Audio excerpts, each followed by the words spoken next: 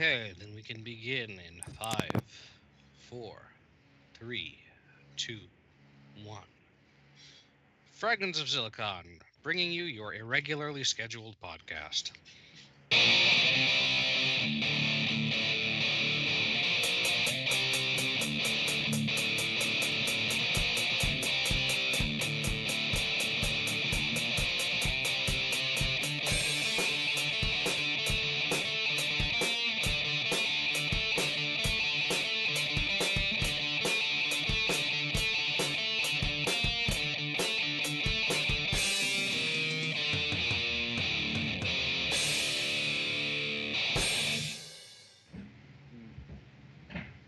Indeed, it's been a fun week, like in terms of scheduling, but sometimes that happens. Um, anyway, uh, welcome to another installment of Fragments of Silicon. I'm your host Adam. Joining me as always the regular crew. Um, Mac is not here, but I am pleased to report that he is alive. I'm like, For those of you who've not been following recently, it's been like 2 weeks span since last we heard of Mac. yeah, it turns out he got sucked into the Phantom Zone because he's been working on the Space Destroyer Hunter trailer for the Kickstarter. I'm sure whenever Mac appears on this program again, he'll have a lot of details about what that entails, but he's not here, and I'm like, when he usually goes detail heavy, I just kind of glaze over, especially when it's like happening in the morning, and I don't know, it's like I woke up and there was like an entire novel worth of stuff sitting in my Skype feed, and it's like, yeah, let's just skip that. Yeah, it's a good thing that it's asynchronous, because I can just smile and nod. I'm like, yes, I see. You know, I have no idea what the fuck you're talking about, but I'll nod anyway. Mm-hmm. Anyway, that aside, let's get to the news. Galix, why don't we start with you, since you have some tasks to do? Unless he disappeared. I think he might have. I had the mute on because I had the fan on because it's hot. 10 out of 10. Not a whole lot going around here. I did pick up Octopath Traveler, though I haven't had time to really sit down and dedicate time to it. And I got the DLC for Sonic Mania, so now I have Sonic Mania Plus, although I don't have the physical stuff. I played through first couple stages as Ray. It's interestingly different, but I haven't gotten to all the stuff that's new, so... And there's a Splatfest this weekend, and also this weekend is the Yarmouth Clam Festival, which is my town's local, summer festival thing. So I will be busy this weekend. All right. Oh boy. But otherwise, it's been hot, and that's about all I got right now. All right. Teddy Fan, why don't you go, since you've had more ranting to do. Well, this is where I'd be joking about, broadcasting from my pool, but in our haste to put it up, we realized it's 6 inches out of level and not safe to fill water in. So it should be drained by tomorrow morning, and then we need to figure out if we're digging it down the 3 inches on one side and putting it on another side, if we're making a platform to hold it up, or what we're doing with it. So that's going to be fun. And by fun, I mean labor intensive, which is the opposite of fun. As far as gaming stuff, I got into this Maplestory 2 closed beta, the new one that just started up 5 hours ago. So I've been playing a bit of that because I haven't played Maplestory in 5 years. No, 6, Jesus. And so yeah, it's interesting to see all the changes they made with it. I've also been trying to get back more into Monster Hunter because the summer festival is happening, which that unlocks all the limited time events, so I can get like the Mega Man Palico outfit, the special event weapons and stuff like that. So that's been kind of fun going through what I can access at the moment. And I think that's it. All right then. Ogre. Let's see. We finished recording Super Mario RPG, so that'll be up within the next couple weeks. All that taken care of. About as long as I figured it would take. It's a pretty meaty RPG, no matter how you put it. I mean, yeah, the level cap is 30, but you still got to get to 30. We didn't, but you know, it's still a low level cap because you're not really supposed to be too high level for the thing. It's on the easier side of RPG, done. Yeah, it's not really too strategic. Let's see. We got most of it. We got most of it done when we needed to be it done. We didn't really deal with the casino stuff because not doing that away. How many times we need to do that? So. Well, the casino sucks. So. Yeah. Yeah. Let's see. What else? I recently started watching a lot of My Hero Academia. Notably, My Hero Academia. But it's Boku no gets stabbed in the throat. That's a really good series so far. Like, it is. What have you been watching, the Toonami broadcast? Or? I've been. They have the first 2 seasons on Hulu dubbed. Right. And I might catch up with the Toonami stuff and everything. I think they only have the first half of season 2 on Hulu. On Hulu? No, they had the whole season. The whole season 2. They have season 3 subbed right now. Ah, that's what it is. So. Well, yeah, season 3 is ongoing like right now. Mm-hmm. Yeah. So. And let's see. I ordered a new memory. Not memory. Well, it is kind of memory, I guess. The little. What are those damn things called? SD. Thank you. The SD card. A new micro SD, 128 gigabyte micro SD card. They had it on sale for like $23 Monday, and I was like, yeah, I can't pass that up. So I'm gonna switch over the stuff I have for my one in the Switch right now, so that I have plenty of space for later on down the line.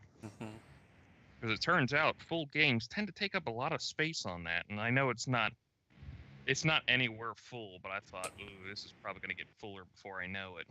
Well, it's like hell. My PS4, the 500 gig hard drive in it's just about full. Yeah, but yeah, it should be coming soon, hopefully.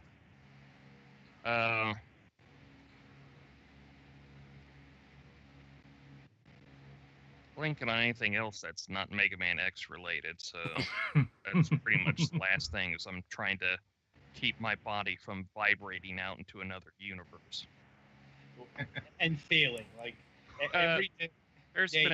There's been one time where I went to a universe where Mega Man was like a huger franchise than it was, and then I went to another one where it didn't even exist. And it was simultaneously the worst and best experience I ever had, respectively. And if you can figure that shit out, good for you. You're smart. So yeah, 6 more days for that, and then you'll never hear from me again until a week or so. Cancel due to lack of fan interest. You'll probably hear about me when I hit Mega Man X6 and go like, this is fucking bullshit. And then I'll go to X7 and go like, oh my god, they made bullshit even worse. And then I'll go to X8 and go like, my God, why couldn't have they done this to the 7th game? Like, And then the I'll world beat may never know. and I'll beat them all, and I'll get the special video that goes like, "Hey, Mega Man X9's coming out whenever." Because Indeed. Capcom's not even being subtle about it. Just give us a fucking date. It's like, Although Other if than they that, if they try to do a Mega Man X9, it'll be interesting because X had a rather more, and then things will be different from now on ending than Mega Man 8 through 10 did. I mean, I'll note that Mega Man X5 was supposed to be the definitive end of the Mega Man X series, and they still trudged along anyway. So, Oh no, I know, Yeah, but the end of Mega that's- Man 8 basically makes Sigma obsolete. not They'll necessarily. You have to like really read into a lot of it. yeah. Yeah. they'll Also, let's find be a kind way. of shush with everything, Mm-hmm. so everybody can experience it all. Yeah. Let's see. Other than that, that's pretty much been my week so far. All right. Twilight, it's your go. Okay. Well, the weather's been hot. I say everybody else can say the same thing where they live. So now, I've been helping my parents out with learning to use this Blu-ray player that has streaming capabilities on it. Have fun. Yeah, my cousin left it with us, and he hooked it up for us, and I've been helping him out with learn how to use it. They figured it out for the most part. They can use Netflix at least. And though I'm probably going to get a Wi-Fi signal extender thing because the thing's kind of low about it's kind of slow about loading in some places in movies. Mm. Yeah, because our modem slash routers kind of good distance away from the living room. Let's see now, and oh yeah, he also left a Alexa with us as well. That thing's been kind of fun to mess with. When you're throwing it out. Yeah.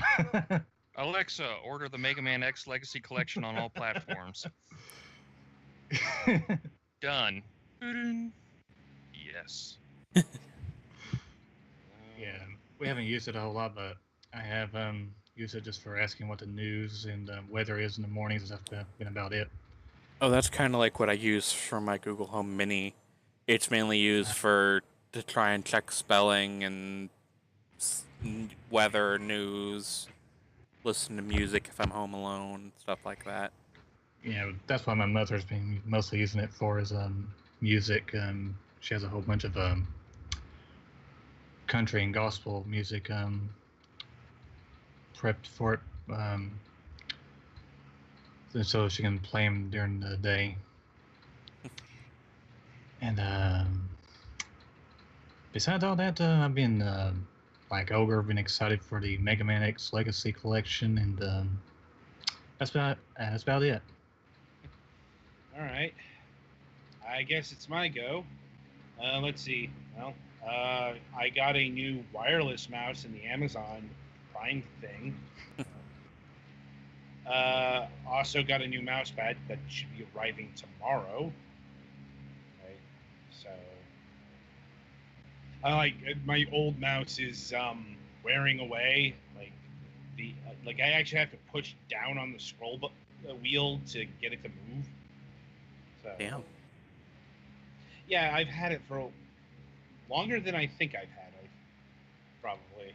Like, it's been a while since I got a new mouse. No, a new wireless mouse anyway. Let's see. Tomorrow is going to be interesting because we have a morning show to do. Like, we'll go over that at the end of the program. But I also have to fucking help my mother with her new laptop. Yeah, words Joy. cannot. Yeah, I'm like everyone here knows that feeling. Like, in fact, I got to do some stuff before the show starts because she needs to get a new charging dock. Like, she got a new laptop, but she didn't realize that her old charging dock was for her old laptop. So which is a smaller laptop. So it doesn't work, it doesn't fit where it should. So hopefully that's an expedient affair. Like, because I don't want to be late for my own program. But yeah, it's like I'm not looking forward to having to help her set shit up. If I need to tell you why, just go find an old person and have them deal with technology.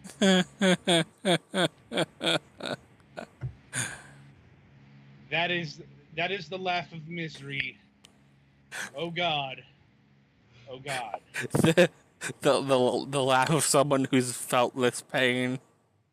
Hey, Yeah. Petty, my fan's not working. Should I have plugged it in to get it to work? I will stab you. I'm like, Oh, I left my PS4 on top of my PC. Maybe that's what's causing the overheating. With all those fans and everything that need air. all right. Ogre was never heard from again. Before we trigger any more PTSD here, we should move on to the interview portion of our broadcast. And indeed, the reason we are live at this hour instead of our usual time, we are welcoming Shaun West of HP Studios. Hey guys, thanks for having me. No problem, no problem. How is it in Nova Scotia? It's nice. It's beautiful. Hot, like everyone else has said. Very humid as well. Fun times. Yes, very much so. I live in Florida, so that is my weather report, like pretty much till October. I've been there a few times. It's pretty bad sometimes. Anyway, so we like to start our interviews by getting to know the person behind the studio, the game, what have you, and we start things off by asking, what got you interested in video games, both on a personal and professional level? I've been playing games since as long as I can remember. Started out on the Atari ST in the early 90s, playing Nintendo and Super Nintendo as well. I think what really got me into it, though, and kind of drove the addiction of playing video games was once I got a hold of Warcraft, Orcs and Humans. Blizzard and that whole franchise really drove the progression of me sticking with video games throughout the years. And RTS was a very fun genre for me to take part in. Once BattleNet came along and the online side of things got involved, that was very exciting as well. And I think at that point really made me think about how can I get involved with this and make a career out of making video games. Right, and what pathway did you select to make that a reality? Well, to be honest, living in Nova Scotia, small town, there wasn't a lot of options around here for that. So when I first graduated school, I actually went into construction and did a bunch of labor work around this area. Then I found out about HP Studios, which was in the local area. It's about 20 minutes away from my hometown. And I didn't actually end up going to school. I just applied for a QA job there. That was 8 years ago now. So I started out in QA. And after a few years in that, I started a production management role. And now I'm the producer of the golf club. That's certainly an interesting climb up the ladder. Yeah, it was a lot of fun, a lot of hard work, but it definitely paid off. Indeed. And I suppose we should give some background on HP Studios because what they develop isn't our usual fare. That is to say, HP Studios is a sports game studio. and very niche sports at that. That is very true.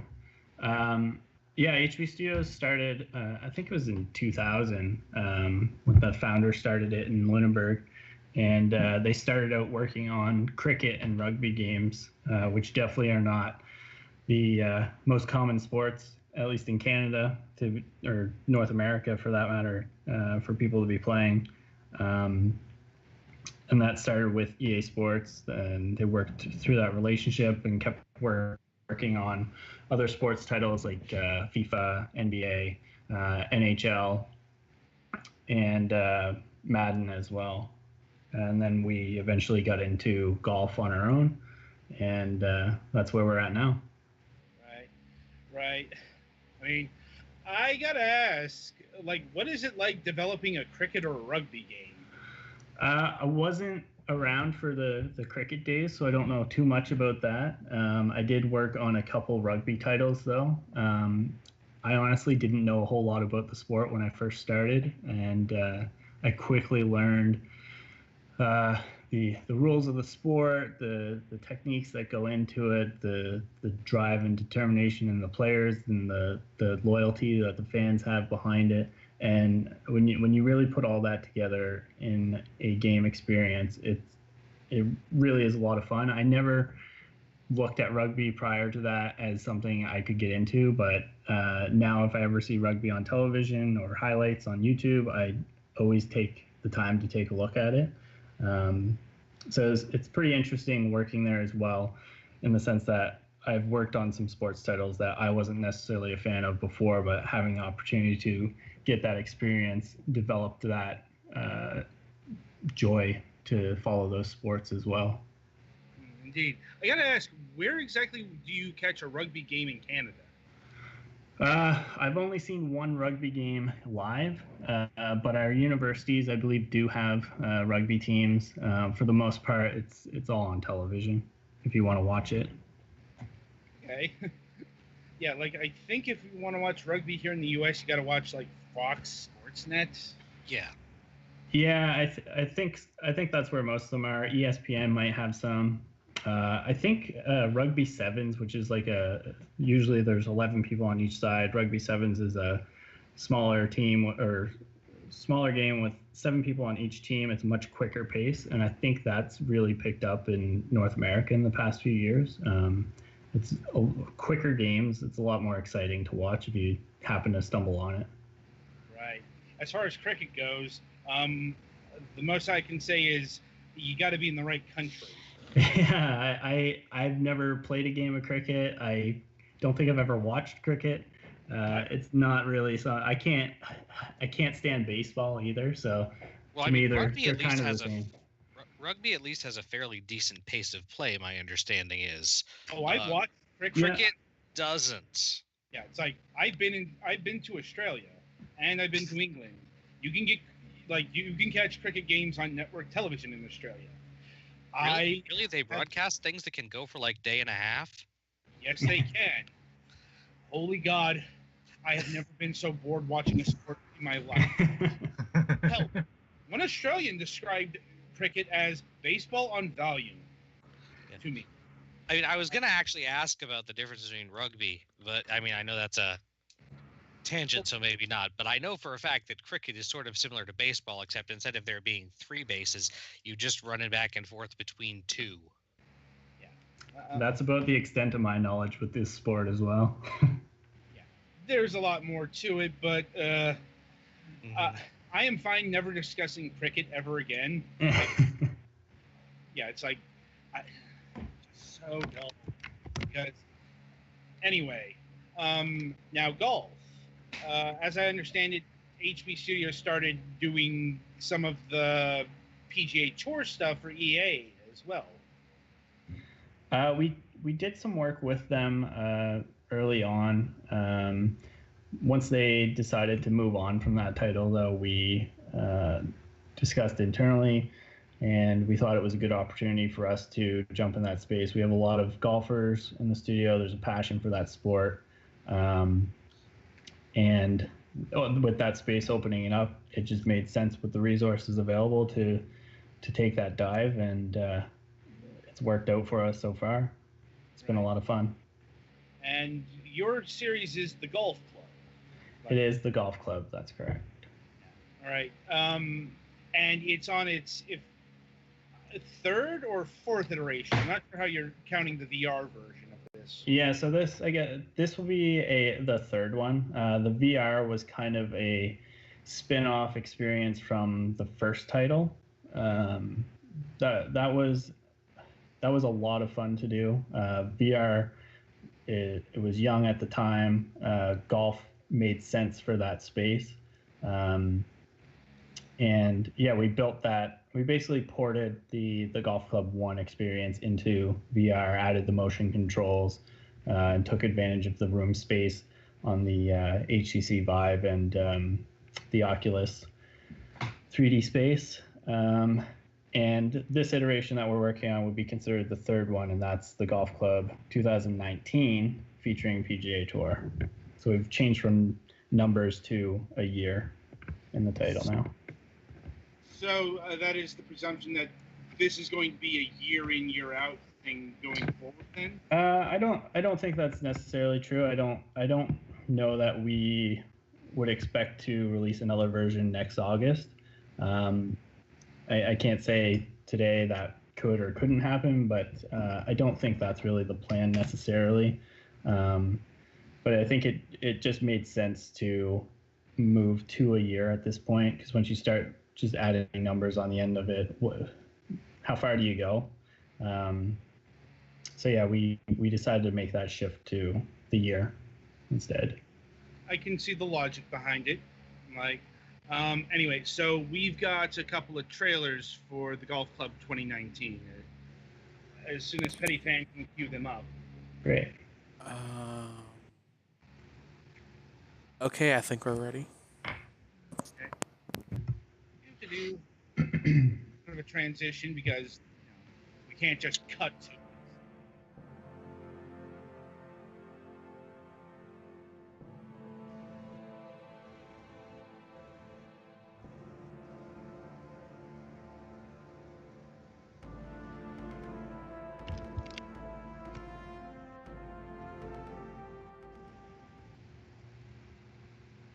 Right, and that's the Scott Bailey, community manager. Okay. Here at HB Studios in beautiful and historic Lunenburg, Nova Scotia, Canada. With the recent announcement of the Golf Club 2019 being released on Xbox One, PlayStation 4, and PC via Steam, I had a chance to sit down with a few members of the team to discuss some key features currently in development. Take a look. I'm Josh Muse, creative director here at HB Studios, and I'm excited to announce that the character creator is growing. For the Golf Club 2019, we're looking at bringing in 3D dynamic hair. We're also bringing in 3D facial hair. There's going to be new styles for both male and female players. We're looking at new club heads, which are going to add a lot of depth to your golf kit, and also licensed apparel for the first time that we've ever done it.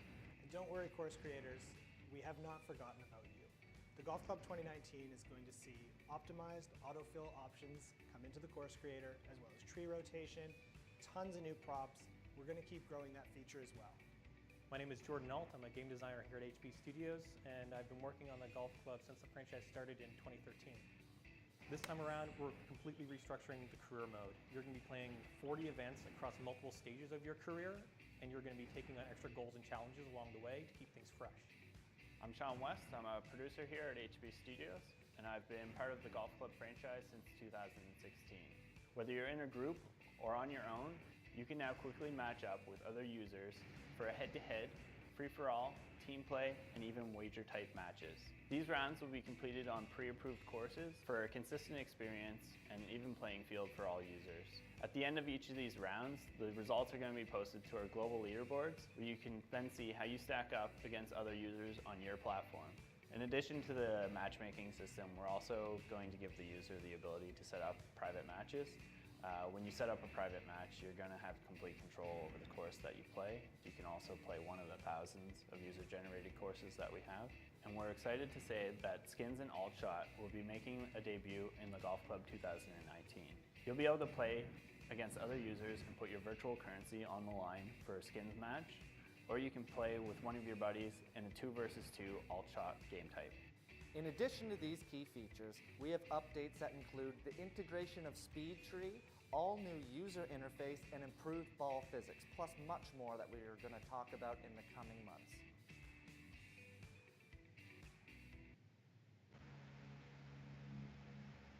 All right. So I'll note that update video was actually done a fair while ago. For example, I think this was pre-PGA Tour. Yeah, that was quite some time ago. I can't remember what month we actually released that. But yeah, it was definitely before we announced the PGA Tour license. But we were definitely working with them at this point. Right, and I suppose the question that beckons from there is exactly what is the PGA Tour going to add to the golf club? So with the license that we've worked out with the PGA Tour, we're partnering or a licensee with them, so we're featuring them in their own PGA Tour career mode, and that lets the user go through that experience and play from web.com, they start in Q School, go to web.com tour, and then get their PGA Tour card and compete in the PGA Tour season.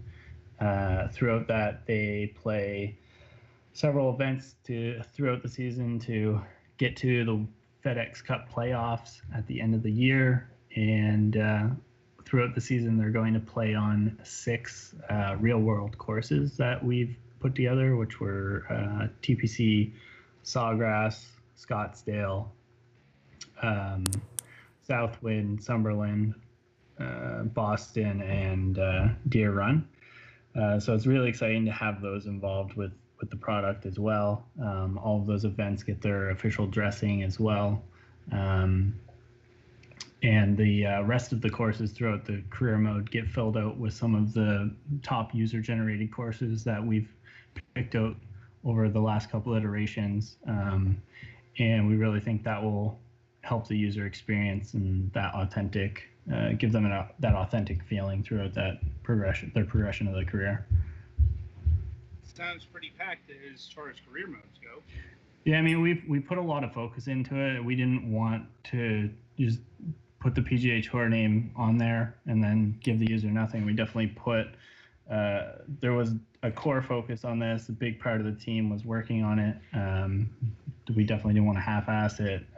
So I think there's definitely things we want to keep doing, but this is the foundation and groundwork that we felt needed to be done, people would be happy with, enjoy the experience, and set the starting blocks for us to continue pushing this forward in the next iteration or future updates to the game once it's launched. Was it how hard of a process has it been to do all the PGA stuff? Like courses, for example. How are you recreating those in your game? Yeah, so one of the things with the golf club, we have a course designer in there that users have been using since it was released back in 2014, and those tools have continued to grow and given us a lot of opportunities to build out these courses. And on top of that, PGA Tour helped us by providing topographical map data for each of the real world courses that we have. So we could import that data to map the terrain of the courses. So we have up to, I think it's 90 centimeters of resolution on the terrain compared to the real world course. And then on top of that, we would trace out the fairways, holes, bunkers, all that stuff. A lot of photo reference was provided by the tour and the courses to replicate the environments around each of the courses as well. And we've even gone as far as like in the at TPC Deer Run, it's the John Deere Classic, which just happened this past weekend, and their tee box markers are tiny little tractors, and we've gone as far as recreating those and putting stuff like that in there. So we've put a lot of attention to the details of these courses, and PGA Tour has been a huge help in that process. It's gone very smoothly, actually, so I couldn't ask for a better experience with that. Sounds like it. So does the whole PGA stuff also include actual golfers? So unfortunately, all of the golfers on the tour are individually licensed. So if we wanted to, bring in any players, we would have to approach them on a player-to-player basis. So the PGA Tour career mode that you're going to get to play will be filled out with AI players that are fictional. We give the user the option to edit all of the player information and the faces that are applied for each of them as well. But having real world players is definitely something we want to pursue in the future, which is not something that we're planning to have for the launch of the game next month. So if you want Tiger Woods, you're going to have to make your own, basically.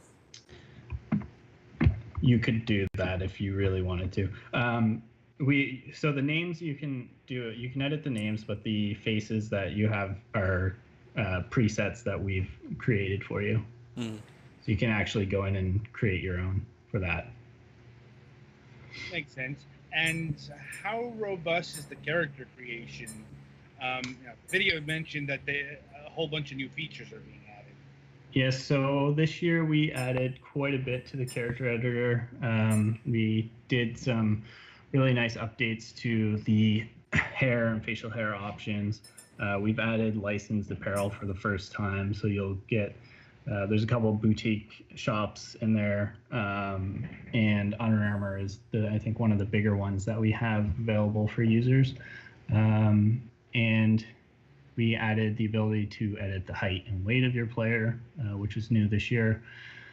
And of course, you can create a male or female golfer. It's totally up to you.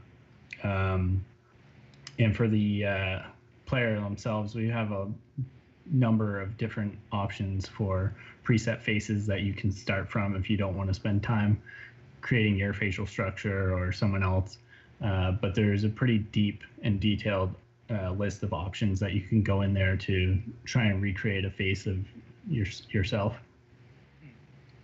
And what sorts of things can you unlock in the character creation tool set?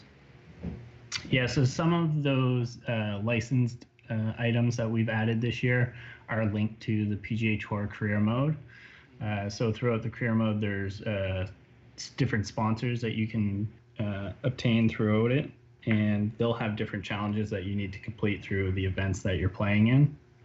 And as you progress through the levels of each of those sponsors, you can unlock different things like hats or shoes, gloves, that you can then apply to your character. So it's all in-game unlocks? No, I would say, I think there's only about, I don't know, somewhere between 100 and 120 items that are actually unlockable through the PGA Tour mode or the character level. Otherwise, you can purchase items with the virtual currency that you earn throughout the game. So virtual currency only, or will you be able to spend real money to purchase cosmetic things? At this time, it's only virtual currency. If you have a hard time getting virtual currency, there's an option for you to purchase packs of it as well. I see. And how much would you have to buy a thing of virtual currency? We're gonna have 5 different options, and I think the price will range between 99 cents and $20, depending on the size of the virtual currency pack. That's not too bad. In terms, it's pretty standard, yeah. Especially since I'm assuming this isn't a free-to-play game. No, it's not. It's not a free-to-play game, and all of the virtual currency that you need for any experience in the game can be earned by playing the game. So you don't have to spend any real-world money if you don't want to. It's just the option is there if you feel like you want to. Indeed, and that's good to hear. Especially considering how nefarious microtransactions can get. Yeah, and something else to consider too is all of our items are strictly cosmetic. They don't add attributes or anything like that to your character. So it's not like if someone goes in there and drops $100 on virtual currency and buys everything they want, it's not going to make them a better player than you are. Oh man, no really techie shorts of +1 to hook shots. No +1 to hook shots.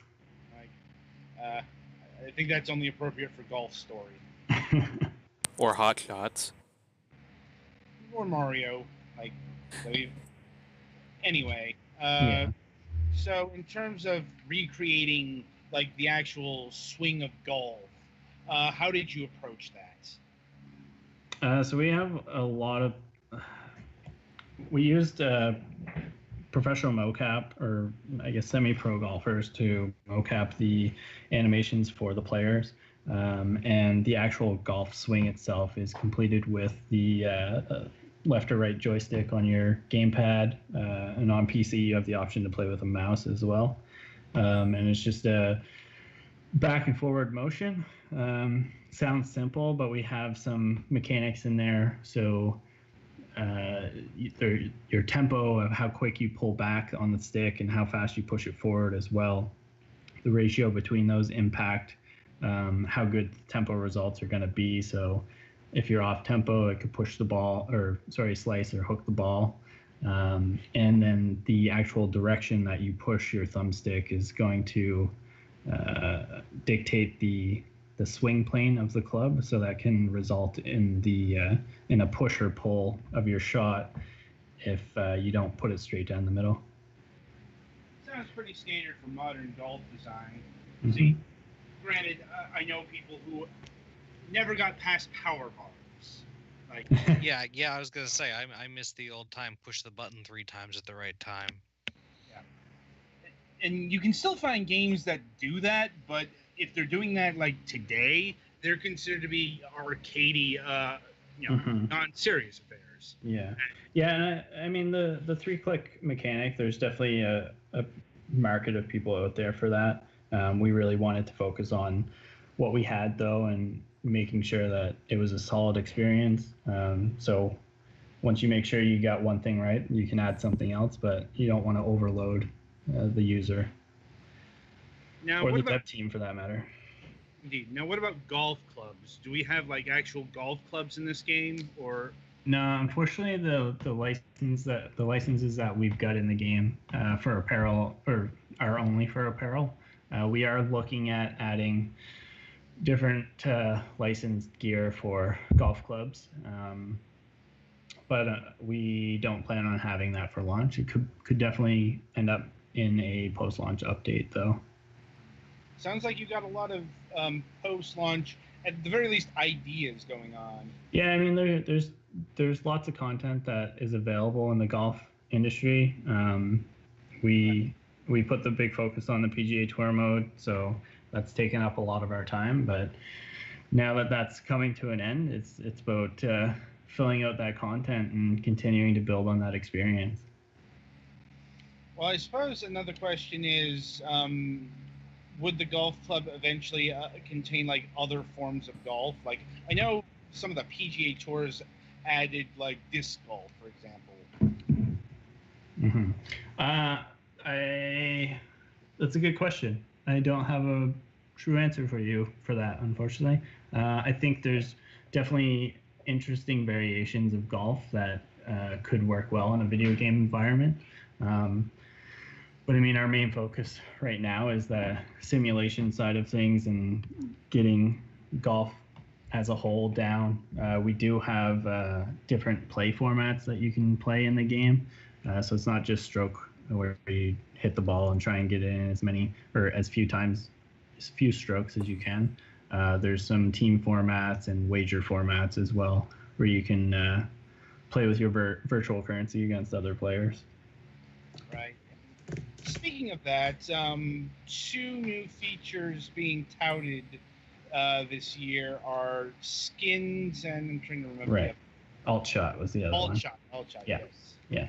Yeah. So those were 2 very highly requested gameplay formats from our community on our forums.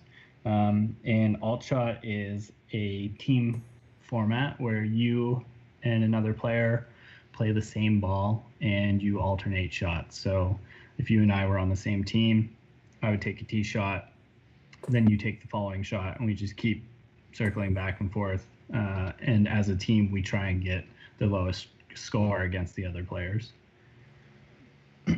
And for skins, that's the wager one, where you can put your virtual currency on the line, or you can play for points. And this is kind of a match play experience where the currency that you put up at the beginning, say you put up 100 coins, that's split over the number of holes that you're playing, and whoever has the best score on each hole wins the skin and the money for that hole. If there's ever a tie, that currency carries over to the following hole, and you just keep doing that until the round's over and see who wins the most money. I think I've heard of this mode before, like, in real life. Yeah, it's a pretty common one, especially at like local golf courses. I know a lot of people who play games like that against each other. Mm-hmm. Yeah. Some sort of informal betting. Exactly. Anyway, so in terms of like how many holes you play, can you select that? Like, do you want to play just 9 holes instead of 18, or you want to play the back 9? Mm-hmm. So in the PGA Tour career mode, all the courses are 18-hole courses, so you have to play through all of them. You have the option to play. You can pick how many rounds you're playing, though. In an authentic event, you'd be playing 4, but by default, it's at 1. Outside of that mode, though, you have the option to play the front 9 or back 9. So whether you're playing locally or online against someone, you get to pick that option.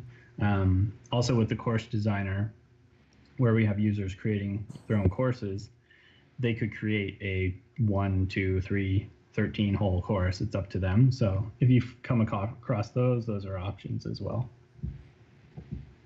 Right. And what sort of resolution frame rate targets are you going for the PC version and the console versions?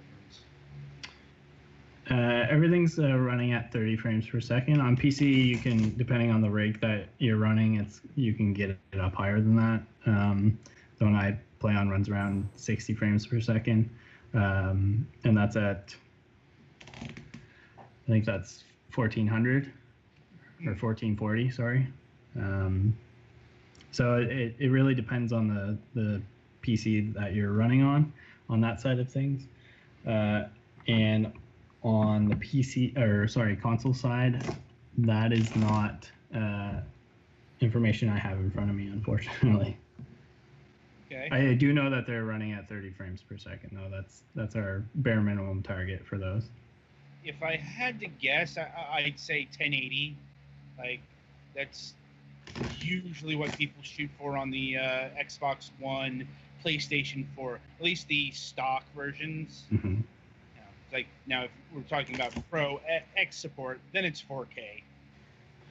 Yeah, and the Pro and X versions of the games are the graphic settings for those platforms are bumped up above the standard version, so you can expect a higher visual quality on those platforms.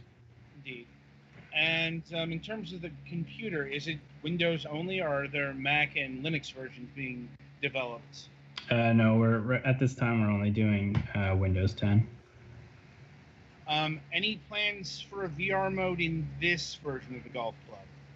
I don't think so, but I tell you, I haven't worked on the last one. I would love the opportunity to do it again. So something I'd love to keep pushing for internally, but I don't see it happening in the short term. That's disappointing. But maybe some post-launch thing. It takes time. No doubt. Yeah. Let's see. Have you ever considered bringing the Golf Club series to the Nintendo Switch or mobile? We have considered both. We've done some very high-level investigations of those platforms.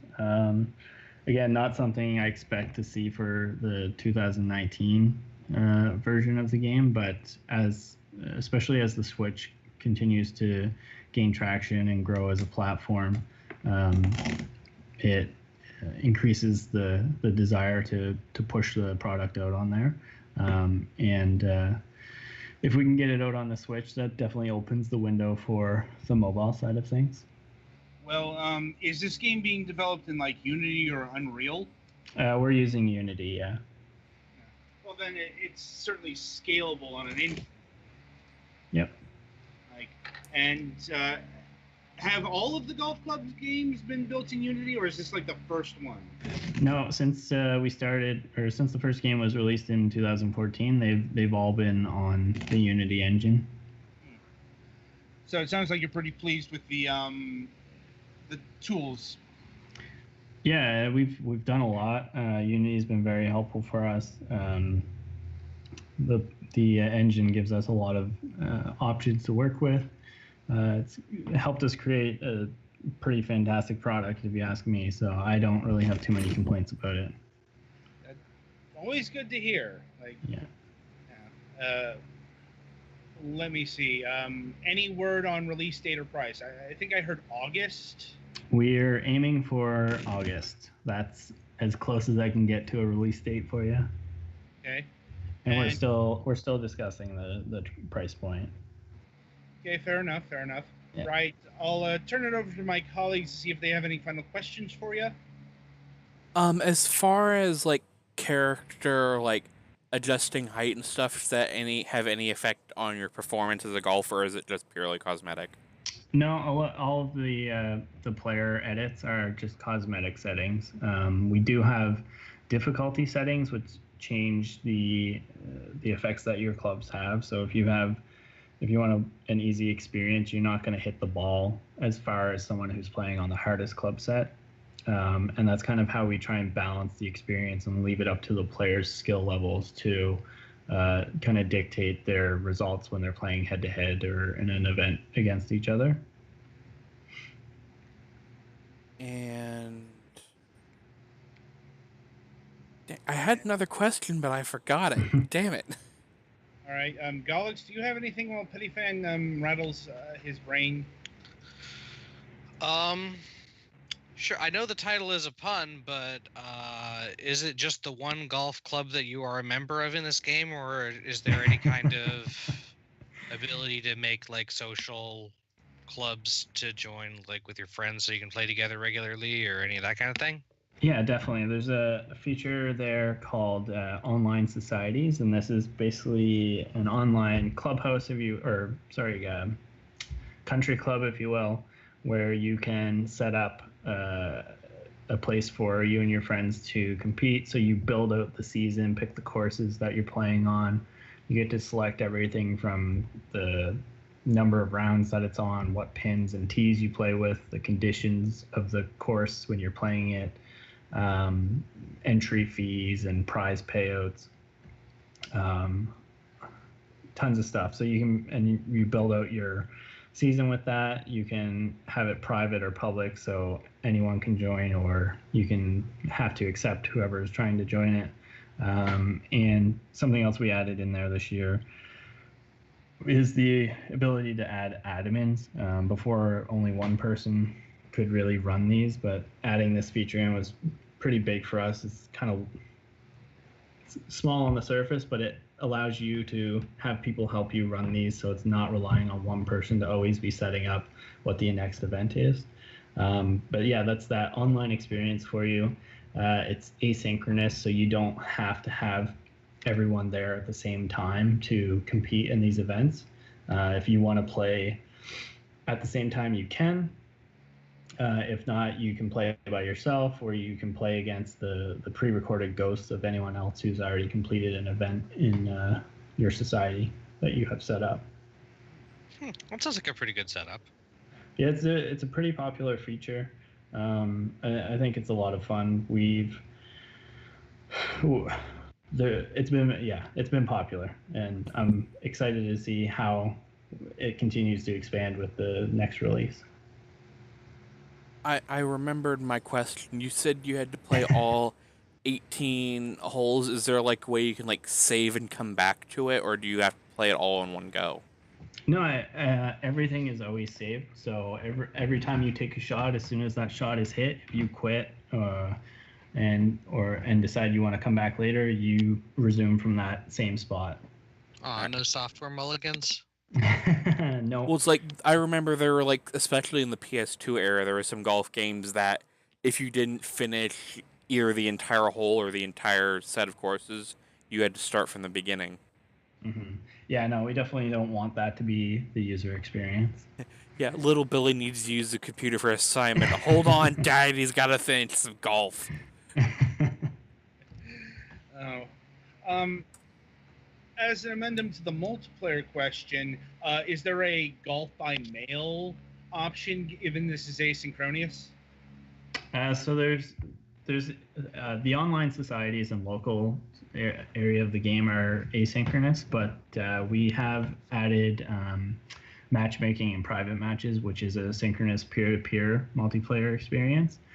So if you do want to play in those modes, you can either invite in the private match with you and your buddies so you can set up the rounds, or in the matchmaking you can pick one of the preset match types that we've set up, and it will randomly match you up to play synchronously with another player or up to 3 other players. And is there any sort of local multiplayer? Yeah, you can set up a local match at any time, and you can play with up to 3 other local players, and each of those players has the same customization options you do as well. So you don't need everyone to look the same either. Speaking of memories from the PlayStation 2 era.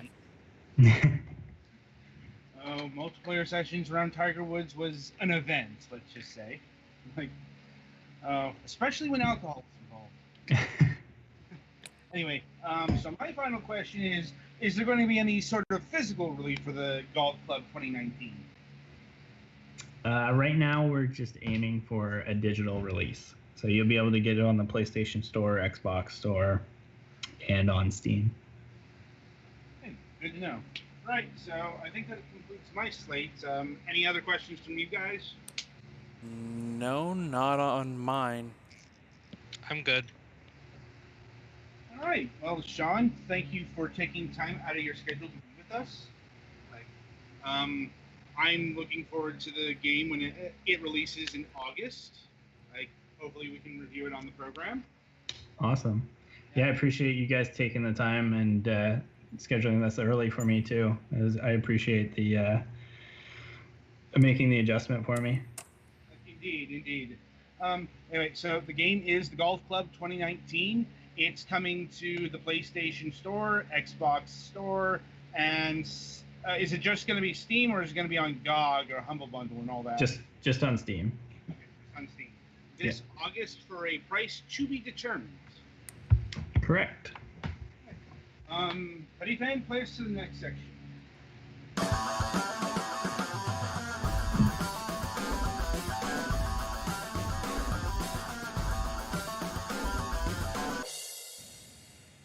All right, welcome to the topic of discussion. This week we are talking about WarioWare. We were supposed to do this last week, but then things happened. Wow. Yeah. Get out. Sorry, I thought it was contractually obligated. All right, so I'll start the discussion by asking the panel here, who here has played a WarioWare game? I apparently have kind of. Yeah, a little bit. I played some in a friend's room in college. Okay, Twilight, Ogre, any I've played it on the I played the original one, and I'm into the one for Wii, Twist, I think is what it was. That's Smooth Moves. Smooth Moves, yeah. Yeah, the names mixed up there. All right, so there is some WarioWare experience here, which is good. So for those who haven't played a WarioWare game, which is actually understandable because it's been a while since we've had a WarioWare game. Even longer since we've had a proper WarioWare game. One can call, it's like the last WarioWare game was WarioWare DIY, which was basically build your own WarioWare levels to a certain extent. Mm-hmm. Like And that's kind of the kind of nature that defined WarioWare after its initial appearance. See, the original version of WarioWare wasn't really beset by gimmicks.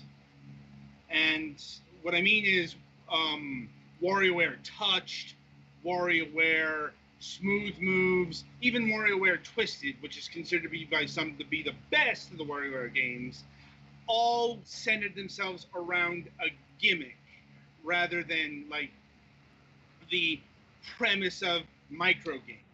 Well, yeah, the series, the basic premise of the series is that Wario's decided to make money by making games that are really tiny games, and I guess they decided that the best way to iterate on that throughout the series was basically introducing new diverse versions of gameplay elements using whatever the current input gimmick du jour is. Well, it also served another purpose with some of the iterations, like WarioWare Touch or WarioWare Smooth Moves. These were both not like either launch titles or very close to launch titles, depending on the territory. The point is, they were designed to showcase the new control methods. Like we are talking about a era where touchscreens were just being introduced to the masses, if you could believe that. And Smooth Moves is still one of the best motion control experiences you can get on the Wii, or really anywhere. Like, it's one of those games that really showcase the creativity of motion controls that, like 99% of the other games just never show. Unfortunate, but, that's kind of how it goes. And I should clarify something. Game & Wario is not a WarioWare game. It's a WarioWare adjacent game, but that's a proper mini-game collection. And let me make the distinction clear. Mini-games are not micro-games. Mini-games are like 2 to 3 minutes. Micro-games are like 2 to 3 seconds. Yeah, the micro games in WarioWare are very much like, I mean, half the thing is getting used to the new thing you're doing in time to actually successfully do it. Right. But it's always like jump over one thing or hit one target. Right. And the only extended gameplay segments you get in the levels themselves are the boss modes. Which are series of micro games usually, aren't they? No, they are actually an extended gameplay session of some kind. Okay. As befitting a boss segment. Game & Wario, no, that is very much, proper mini games. Which is kind of why it got lost in the shuffle, because another mini game collection was like the last thing Nintendo needed, even the Wii U era. Mm-hmm. But yeah, going back to the original WarioWare, yeah, it didn't have any additional, demonstrate the controls, because this was an entirely new concept. Like, packing a bunch of games to make a game may have been seen before, but never like this. Like, and it was a real breath of fresh air. Like, honestly, most WarioWare games are a breath of fresh air. Even the insert joke about the fact that Wario farts a lot. Yes. Yeah. I mean, and the WarioWare series was so different. They gave Wario a makeover. Like, he's got his distinctive WarioWare look. Yeah, and that's where the Wario in the jeans and the vest and the helmet comes from. Right. And the premise here is, well, WarioWare just Wario sees like a game on television, and he decides the best way to make money is to get into the games business and have a bunch of his friends contribute for free. I'm sure that this commentary ended up being more meta than they intended to be. Some fashion. But yeah, WarioWare has a very eclectic cast of characters, some of which you might know. Fucking Ashley. Yeah, Ashley the cute Yeah. witch, Mona she was originally a pizza delivery girl, but I think she sometimes has other part-time jobs. Right. Like, it depends on the game. The twin ninja girls. Yeah, Kat and Anna. Yeah. Get it? Like, Because ninjas didn't use katanas, that's why they named them that. I know, I'm kidding. Yeah, it was the best they could do out of the situation, I guess, because Kat and Anna are girls' names, and they're also a Japanese weapon reference. Yeah. You've got Jimmy, the dancer. I think there are multiple Jimmys with different last initials. Sort of. Yeah, there's a Jimmy P and a Jimmy T, and they just have different hair colors and clothes. Well, Jimmy T is part of the T family. There's James T, Jamie T, Papa T, Mama T. Like,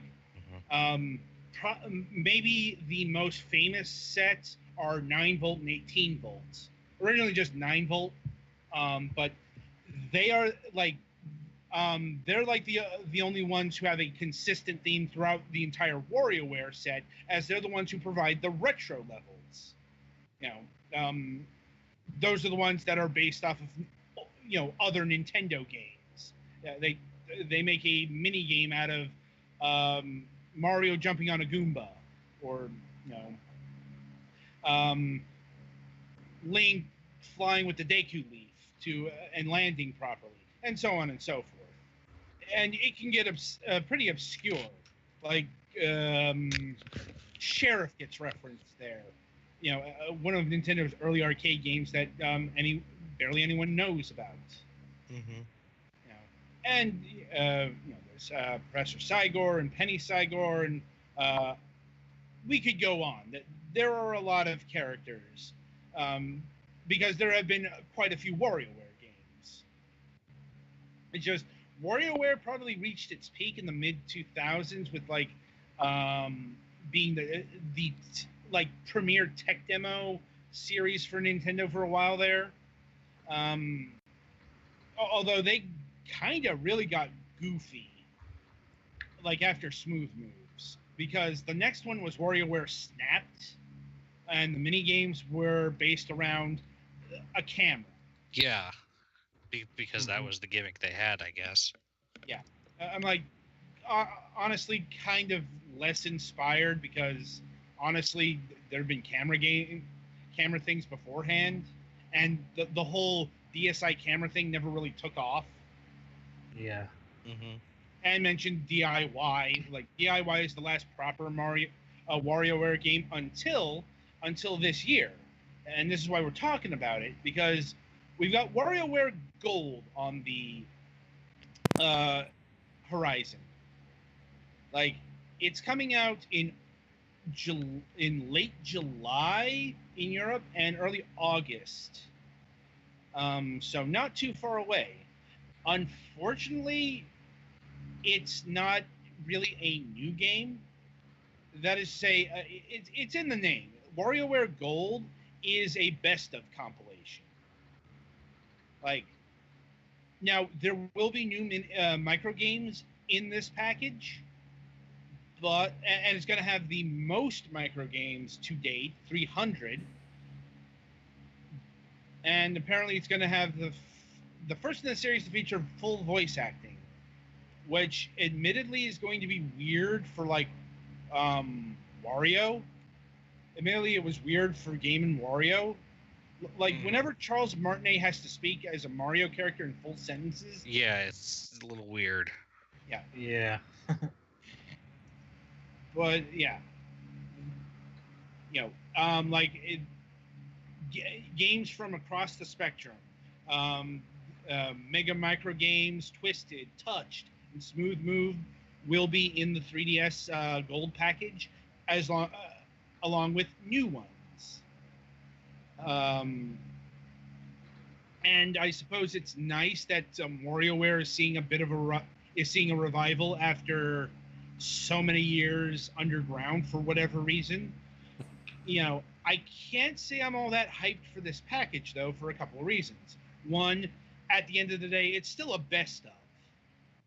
Yeah, it's like that Mario Party, the top 100 or whatever, where, Right. yeah, it's the 100 best ones, but it's all old ones, and they're not, like, you don't have to unlock them the way you did in the other Mario Party games. Right. It loses something when it's in the format of just being a collection. Mm-hmm. Either just hitting random mode or just selecting them through a menu compared to it springing them on you. Right, and even if this does have a full thing with the micro games, part of the novelty is never knowing exactly what you're going to do. So if you know what all the things are already. Yeah. As noted, they will have some new stuff, but I don't think it's been clarified how many new micro games are going to be there yet. Mm-hmm. Like, I know they just posted, like, I think the opening to WarioWare Gold or something. Like, I still haven't checked that out, but how do I put it's also for the 3DS. Like, I guess it's so it'll run like crap on the 3DS, and/or it won't be too ambitious for the Switch.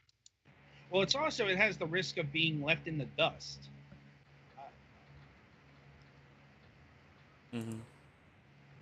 Because we don't know how many years the 3DS has in it. 2019 could be its last hurrah. It could be going on to the 2020s. Yeah. Well, we are in the Switch era. I guess that's why it's a compilation. They wouldn't want to do a new WarioWare game for the old system. But it's still we're having games getting released, first-party games get released for the 3DS that are getting ignored. Because, look, I get that the 3DS has a big install base, but there's no getting around the fact that it's the old system, and it's fading.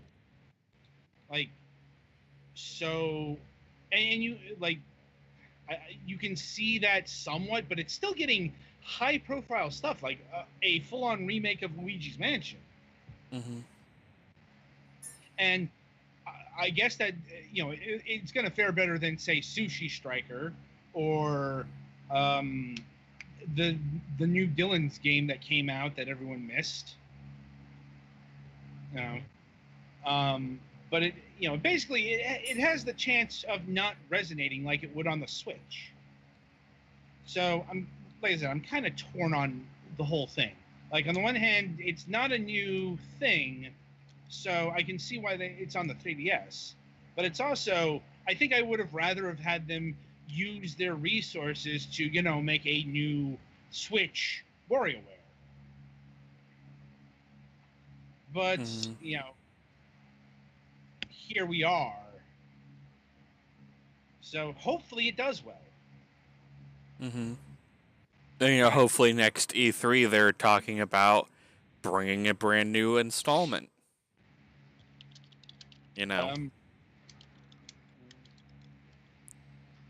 Time will tell. Yeah. Right, so that'll about do it for this installment of Fragments of Silicon. The week ahead. As mentioned at the top of the show and earlier in the week, we have a Thursday show to do. Thursday, 11 o'clock, we will be having Rick Van Air of the Game Creators. They are the developers of various software kits. Yeah, they make the games they make the stuff that makes the games. And they've got a few of them. They've got the App Game Kit, of which powered a few games we reviewed not too far back. They've got Game Guru. Admittedly, I'm not exactly sure what that differentiates that between the App Game Kit at this point. And we've got RPG World, which, helps you build RPGs. So this is going to be an interesting one because we've never covered game creation stuff, directly. We talk about Unity and Unreal in the margins, but it's never the focus of an interview, till tomorrow. And moving forward, we've got 2 reviews this Sunday. First of which is Epic Loon. This is a pretty unique game, I'll give it that. It's this multiplayer affair. The goal is to get an alien into this opening, and the levels are based off of fake old movies. There's a Dracula knockoff, there's a Jurassic Park knockoff, there's an Aliens knockoff, and one more that I can't remember offhand. Gojira, thank you. Yeah, Godzilla. And the whole thing is wrapped around this man baby shut-in type who is stuck who is in a room, and he passes the time recording old movies and gets invaded by aliens. It's actually easier to convey through visuals than it is to describe, because it is very, very cracked out. In a very, very specific fashion. I can't say I'm a big fan of this game, but we'll get to that when we get to that. And there's also 999. No, that is not 9 rooms, 9 doors, 9 hallways, whatever. That is the actual number 999. This is a physics-based puzzle game or puzzle platformer, in the sense that the way you move is Angry Bird style. You pull, except you don't have to pull back. You just point in the direction and hope your avatar goes in that direction. I say physics because, there's some actual physics going on here. It's not just straight velocity. You have to take into account weight. And that changes up the gameplay a lot more than you might think. Anyway, the whole game is built around the concept of 999. 999 levels, 999 lives, 999 stars. Mind you, going through the main mode, you don't have to go through all 999. And moving on to next week, we do not have a Tuesday show, thank God, but we're slated to have on Wednesday Gregory Avery-Ware of Future Proof Games. Hopefully, I say that because I sent them a reminder letter on Monday. I have not heard back from them. So, that's kind of up in the air. Hopefully they get back to us because Future Proof Games is doing some interesting stuff. They've got proper games like The Majesty of Colors.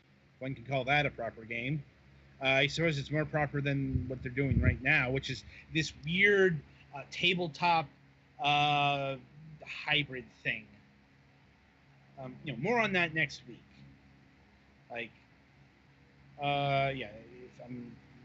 So until then, until Sunday, I shall wish you good gaming.